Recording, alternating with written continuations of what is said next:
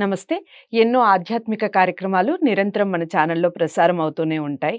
చాలా మందికి చాలా రకాలైన సమస్యలతో బాధపడేవారుంటారు. నిరంతరం కొన్ని సమస్యలకి పరిష్కారాల కోసం వెతుకుతూ కూడా ఉంటారు. ఇక యూట్యూబ్ ఛానల్ అంటే రకరకాల యూట్యూబ్ ఛానల్స్‌లో రకరకాల కార్యక్రమాలు చూస్తూ ఉంటారు. రెమెడీస్ పాటిస్తూ ఉంటారు. కానీ మనకి ఫలితం కనిపించదు. కారణం ఏమిటి అంటే ఎలాంటి ఆధ్యాత్మికమైనటువంటి వ్యక్తులు కానివ్వండి, మనకి నిత్యం పూజలతో, నిత్యం భగవంతుని యొక్క ధ్యానంలో ఉండేవాళ్ళు కొన్ని రెమెడీస్ చెప్తే దానికి సత్ఫలితాలనేవి మనం పొందగలుగుతాం. అలాంటి వ్యక్తే ఈరోజు మనతో పాటు స్టూడియోలో ఉన్నారు. బ్రహ్మశ్రీ సిస్లా జయశంకర్ గారు. నమస్కారం గురువుగారు. ఆయుష్మతి భవ. గురువుగారు, మరొక విషయం ఏమిటి అంటే చాలా మందిలో ఈ మధ్య కాలంలో మనం చూస్తున్నాము. అంటే టెక్నాలజీ పెరిగే కొద్దీ కొన్ని కొన్ని మార్పులొస్తూ ఉన్నాయి. అందులో ప్రధానంగా వచ్చిన మార్పేంటి అంటే చాలా లేట్ మ్యారేజెస్ కావటం. ఫస్ట్ ఇంతకుముందు 18 ఏళ్ళు, 20 ఏళ్ళకి పెళ్ళిళ్ళయిపోయేయి. అబ్బాయిలకి 24 ఏళ్ళకి పెళ్ళయిపోయేది. ఇప్పుడు అబ్బాయిలు కాస్త 30లు దాటుతున్నాయి. అమ్మాయిలు కాస్త 25 వాళ్ళు కూడా 30ల దాకా వెళ్ళిపోతున్నారు. దానివల్ల రకరకాల సమస్యలు.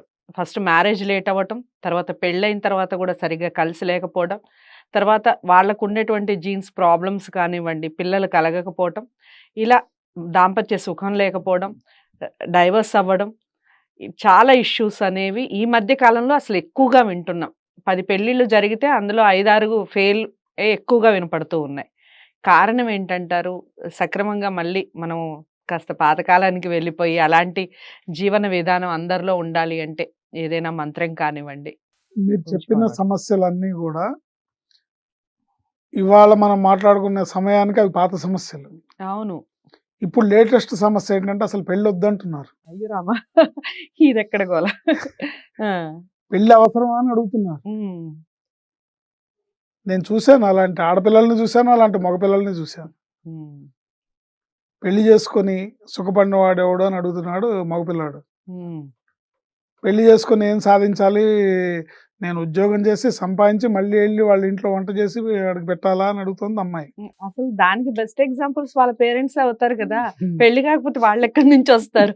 ముందు ఆ క్వెషన్ వేసే వాళ్ళకి ముందు అది రాదు థాట్.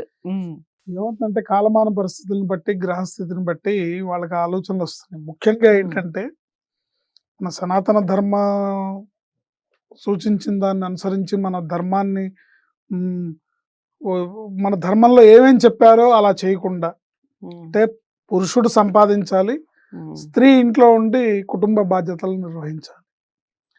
నెమ్మది నెమ్మదిగా కాలాంతరంలో ఏమైంది, ఇద్దరు సంపాదిస్తే గాని గడవని రోజులు. ఆడపిల్ల కూడా తన కాళ్ళ మీద తను నిలబడాలి, ఆడపిల్ల అబల కాదు సబల అనే ఆలోచనలతో బాగా మనం విద్యా బుద్ధులు బాగా నేర్పించి ఎప్పుడైతే చదువుకుంది ఊరికే వృధాగా పోవడం ఎందుకు, ఉద్యోగం చేస్తారు. ఉద్యోగం చేసినప్పుడు ఏమవుతుంది, ఆర్థిక స్వతంత్రం వస్తుంది వాళ్ళకి.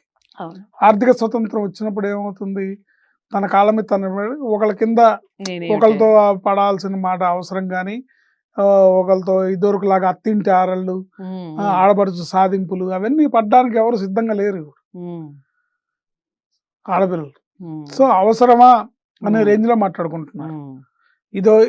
ఇదొక వైపు అయితే, ఇంకో వైపు ఏంటంటే జాతకరీత్యా ఎప్పుడైతే వివాహానికి యోగ్యమైన కాలం ఉంటుందో ఆ కాలాన్ని వదిలేసి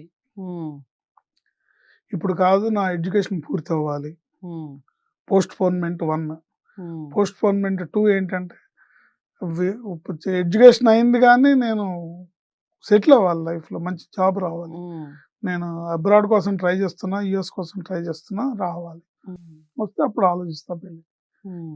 ఎప్పుడైతే గ్రహస్థితి ప్రకారం అనుకూలమైన యోగ్యమైన కాలం వచ్చినప్పుడు దాన్ని తెలిసి తెలియక తలదనడం వల్ల వీళ్ళకి మెచ్యూరిటీ లెవెల్స్ వచ్చి ఇప్పుడు కావాలి, నాకు తోడు కావాలి, నేను ఇప్పుడు పెళ్లి చేసుకోవాలి అని అనుకున్నప్పుడు గ్రహాలు సహకరించవు, దానివల్ల డిలేస్. అందుకని అసలు ఒకసారి ఎడ్యుకేషన్ జరుగుతుండగానే ఒకసారి జాతకం చూపించుకున్న తల్లిదండ్రులు వీళ్ళకి ఎప్పుడు వివాహానికి యోగ్యమైన కాలం ఉంది అనేది గ్రహించి ఆ టైంలో ప్రయత్నాలు చేసి ఆ టైంలో పిల్లలకి నచ్చ చెప్పాలి. ఇప్పుడు అవ్వలేదు అనుకో, మళ్ళీ 10 ఏళ్ళు ఇబ్బంది పడతావు. మళ్ళీ గ్రహాలు కలిసి రావాలంటే వాళ్ళు వాటి అనుమతి లేకుండా మనం ఏం చేయలేం. అవి సహకరించకపోతే ఇబ్బంది పడతాము అనే విషయం పిల్లలకి నచ్చచెప్పాలి. ఆ కాలాన్ని మనం సద్వినియోగం చేసుకోవాలి. ఆ జాతకం చూపించుకొని దాని ప్రకారం ఉండే కాలాన్ని మనం వినియోగించుకోవాలి. సరే, ఈ అనేక రకాలైన కారణాలు, బట్ సమస్య అయితే ఇప్పుడున్నది లేట్ మ్యారేజెస్ ఉన్నాయి. తర్వాత వివాహం అయినా కూడా అండర్స్టాండింగ్ సరిగ్గా లేదు.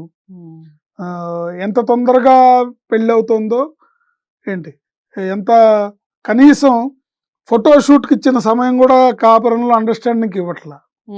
ఫోటోషూట్కి ఇచ్చిన సమయం కూడా వాళ్ళిద్దరు ఒకళ్ళనొకళ్ళు అర్థం చేసుకోవడానికి ఆ సమయం ఇవ్వకుండా ఇతనితో సెట్ అవ్వదు, లేకపోతే ఈ అమ్మాయితో సెట్ అవ్వదు, నువ్వు త్వరితగతిన ఒక నిర్ణయానికి వచ్చి ఈజీగా విడిపోతున్నారు. ఇది చాలా బాధాకరమైన అంశం. మన హైందవ సంస్కృతికి విరుద్ధమైన సంస్కృతి. మన సంస్కృతి ఇది కాదు. సో ఎవరైతే ఇలాంటి బాధలు పడుతున్నారో, ఒకవేళ జెన్యూన్గా బాధపడుతూ నాకు మా వారికి పొత్తు కుదరట్లేదు, కుదిరితే బాగుండు, మా ఇద్దరి మధ్యలో అండర్స్టాండింగ్ ఉంటే బాగుండు, ఆయన నన్ను ప్రేమగా చూసుకుంటే బాగుండు, లేకపోతే ఆ అమ్మాయి నాతో ప్రేమగా ఉంటే బాగుండు అని అనుకున్న వాళ్ళకి రెమెడీస్ పనిచేస్తాయి. రెమెడీస్ చెప్పచ్చు మనం.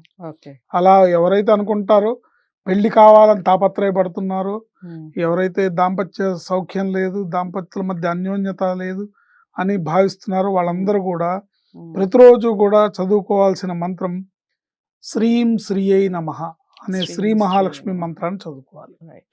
మహాలక్ష్మి అనుగ్రహం లభిస్తే మన ఇంటికి గృహలక్ష్మి వస్తుంది, మన ఇంట గృహలక్ష్మి అడుగిడుతుంది. శ్రీం శ్రీయై నమః అనే మంత్రాన్ని రోజుకి 42 సార్లు చదువుకోవాలి. అట్లాగే హిమకుంద మృణాలాభం దైత్యానాం పరమం గురుం సర్వశాస్త్ర ప్రవక్తారం భార్గవం ప్రణమామ్యహం. మరోసారి చెప్తాం. హిమకుంద మృణాలాభం దైత్యానాం పరమం గురుం సర్వశాస్త్ర ప్రవక్తారం భార్గవం ప్రణమామ్యహం. ఈ శుక్రగ్రహం యొక్క మంత్రం.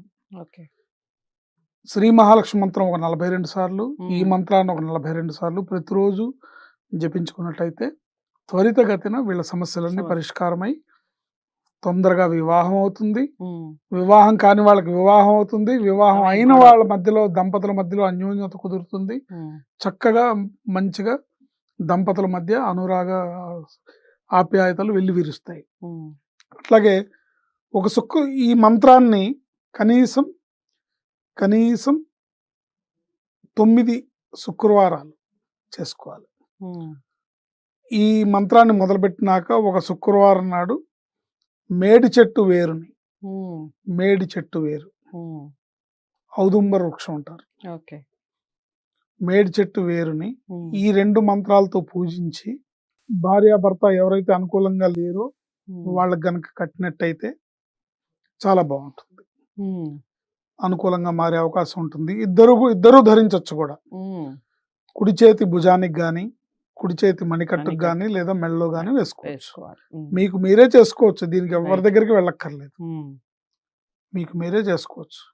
ఒకవేళ రాని వాళ్ళు ఎవరైనా ఉంటే మమ్మల్ని సంప్రదిస్తే మేము చేసి పెడతాం, దాంట్లో తప్పేం లేదు. కానీ మీకు మీరు చేసుకునే అవకాశం ఉంది. మన ప్రార్థన మనం ప్రార్థించాలి. అట్లాగే 15 శుక్రవారాలు పై మంత్రాలతో శ్రీ మహాలక్ష్మిని పూజించి, శుక్రవారం నాడు అమ్మవారికి గోధుమ నూకతో తయారు చేసిన బూరెలు నివేదించి భార్యాభర్త ఇద్దరు తినడం ద్వారా కూడా ఇద్దరిలో ఆప్యాయత పెరుగుతుంది. దంపతుల మధ్యలో ఉన్న అన్ని సమస్యలు తీరుతాయి. చాలా అంటే చాలా చక్కటి పరిష్కారం చెప్పారు గురువు గారు. అందరికీ ఉపయోగపడేదండి. ఈ మధ్య కాలంలో అయితే ఈ సమస్యతో బాధపడని ఇల్లు లేదంటే అతిశయోక్తి కాదు.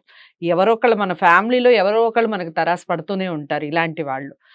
ఫ్యామిలీలో గొడవలు కానివ్వండి, ముఖ్యంగా పెళ్ళిళ్ళు కావట్లేదని కానివ్వండి, పెళ్ళైనా కానీ పెళ్లి చేసామని అంగరంగ వైభవంగా పెళ్లి చేసాం కానీ వాళ్ళలో సమస్యలే ఉన్నాయని చెప్పేవాళ్ళు కానివ్వండి, ఇలా రకరకాలుగా మనకు కనిపిస్తూ ఉంటారు. గురువుగారు చెప్పినటువంటి మంత్రాలని, అలాగే చెప్పినటువంటి రెమెడీని తూచా తప్పకుండా పాటించే ప్రయత్నం చేయండి. ప్రతి వీడియోలో చెప్తూనే ఉన్నాను. అది చేసే ముందు జాతకాలని ఒక్కసారి పరిశీలించుకోండి. జాతకాలని పరిశీలించుకోవాలి అనుకున్న వాళ్ళు సిస్లా జయశంకర్ గారి దగ్గర మీరు చూపించుకోవాలి అనుకున్న వాళ్ళు స్క్రీన్ మీద కనపడే నెంబర్కి కాల్ చేయండి.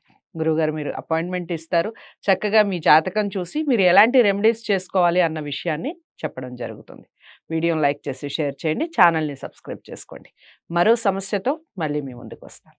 నమస్తే.